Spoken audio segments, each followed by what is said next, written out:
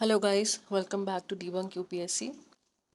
This video is going to be the second part of the series that we started with the PSIR PYQ analysis, and this is about the topic 2, making of the Indian Constitution of paper 1 part 2, that is IGP, Indian Government and Politics.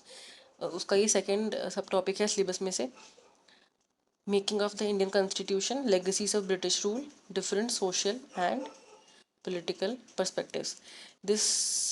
In this video, we are going to analyze the previous year questions, analyze the trends, and strategize about how we are going to revise about the optional and किस तरह से हम answer writing की practice कर सकते हैं और answer structures बना सकते हैं for quicker revision of the topic. So let's start with the video. So we saw 2022 में क्वेश्चन आया हुआ था, the making of the Indian constitution is described as an attempt toward social revolution. So this is about that idea.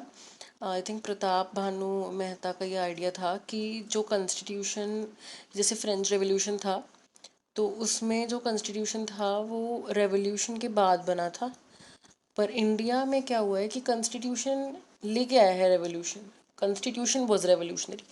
So this question I think is to reflect upon that idea.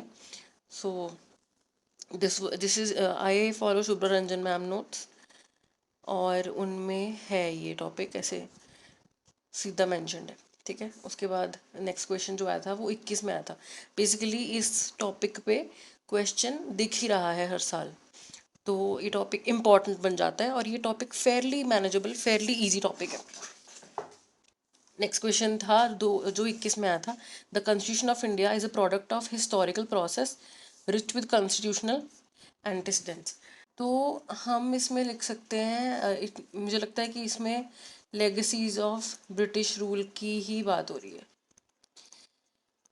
Legacies of British rule की ही बात हो रही है इस question में, उसी से answer करेंगे इसको. और ये भी बहुत ऐसे बहुत डिटेल्ड वे में नोट्स में प्रेजेंट है. इनकेस आपको नोट्स चाहिए हो या इस तरह से कोई हेल्प चाहिए हो तो आप कमेंट सेक्शन में मुझसे पूछ सकते हो. I will help you. Next question is, वो भी किस में आया था, the constitution makers faced the great task of forging a common national identity in the face of unparalleled social and cultural diversity in India.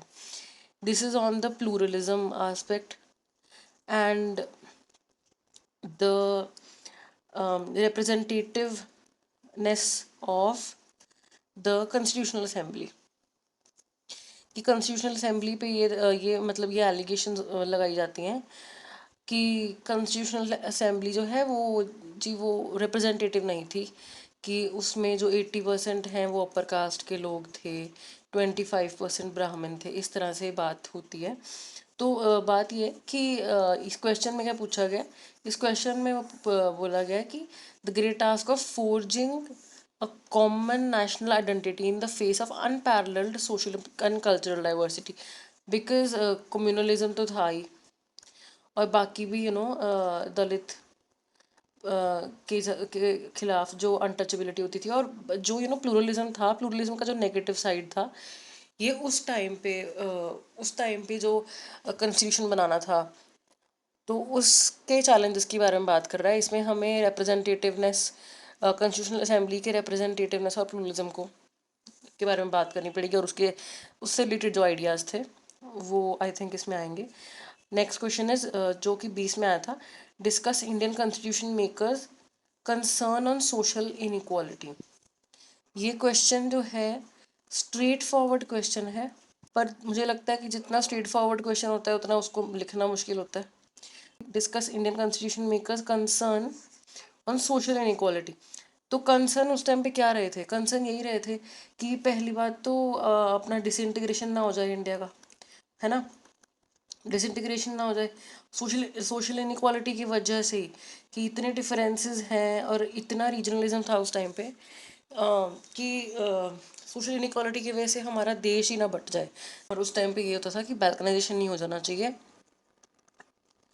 और इसलिए, और social inequality के और बहुत सारे कंसर्न्स थे, जैसे कि अनटचेबिलिटी था, और इस तरह से रिलीजन को लेके भी था। तो ये बहुत ही वास्ट है, इसमें आप बहुत अच्छे से व्यूज़ अपने दे सकते हैं। तो बहुत ही ऐसे सोसाइटी वाले टॉपिक पे अपना पॉलिटिकल व्यू देना है तो बहुत ही वास्ट तरह से इसको आंसर किया जा सकता है। वही बात है, स्ट्रेट फॉरवर्ड क्वेश्चन है पर आंसर बहुत अजीब रहते हैं। सो नेक्स्ट क्वेश्चन इज, वो जो 19 में आया था, unity and integrity of India was perhaps the single upper most factor in the minds of the constitution maker. Again, कि यूनिटी एंड इंटेग्रिटी बहुत ज़्यादा इंपॉर्टेंट थी, ये बात सच्ची है। बिकॉज क्या हुआ था कि कि प्रिंसली स्टेट्स थी उस टाइम पे जब इंडिपेंडेंस की बात आई थी और इस तरह से था। तो ये अलग होना चाहते थे। तो उस टाइम पे यूनिटी ही इम्पोर्टेंट थी, इसीलिए जवाहरलाल नेहरू ने आइडिया दिया था यूनिटी इन डाइवर्सिटी का। और इंटेग्रिटी, यूनिटी इंटेग्रिटी बेसिकली वही कि बैल्कनाइजेशन नहीं होना चाहिए, इस तरह से वो एक जो सबसे इम्पोर्टेंट चीज़ थी, जो इंडिया की एग्जिस्टेंस ही इससे थी। तो ये उस टोन में आंसर करेंगे। Indian constitution is lawyers paradise, बहुत ज़्यादा फेमस है ये स्टेटमेंट। तो आई थिंक इसमें हम बात करेंगे कि जिस तरह की लैंग्वेज यूज़ हो रखी है, और जो कॉन्स्टिट्यूएंट असेंबली थी हमारी, उसका एक सिग्निफिकेंट पार्ट जो थे वो लॉयर्स ही थे। और इसके अलावा हम इसमें लेगेसीज ऑफ ब्रिटिश रूल का कुछ बातें बता सकते हैं, कुछ एस्पेक्ट्स इसमें लिख सकते हैं। तो ये उस टॉपिक में से आएगा। बेसिकली ये एनालाइज करने का पॉइंट ये है कि हमें पता लग जाए कि क्वेश्चंस किस तरह के आ रहे हैं। तो मुझे जो दिख रहा है, क्वेश्चंस डायरेक्ट आ रहे हैं। टॉप बहुत ही ऐसे माइक्रोस्कोपिक टॉपिक है ये, कि कॉन्स्टिट्यूशन बना कैसे था। उस पर डिफरेंट पर्सपेक्टिव्स हैं, वो हम पढ़ते ही हैं। बट बहुत ही ऐसे छोटा टॉपिक है और इससे डायरेक्ट क्वेश्चन हर साल एज यू कैन सी आ रहे हैं। तो आई थिंक कि प्रिपेयर इसके लिए करना थोड़ा सा रिलेटिवली इजी है।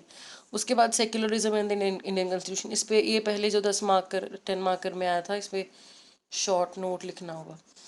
तो ये जो है क्वेश्चन, ये भी ये सेक्युलरिज्म पे है। अब इंडियन कॉन्स्टिट्यूशन में जो सेक्युलरिज्म का आइडिया है ये उस पे है। इसका आंसर के कुछ बिट्स तो हम लक्ष्मीकांत से ले सकते हैं, ठीक है, और कुछ नोट से ले सकते हैं। नोट्स में जो थिंकर्स रहे हैं उनके आइडिया हम दे सकते हैं। तो ये भी मुझे लगता है कि बहुत मैनेजेबल क्वेश्चन रहा होगा अपने टाइम पे। और ऑल इन ऑल इस पे जो क्वेश्चंस आ रहे हैं, I feel they are not very tough, they are very doable. Thank you for watching this video. Consider subscribing and looking at the other videos that I've made on PYQ analysis. And take care, study hard. See you in the next one.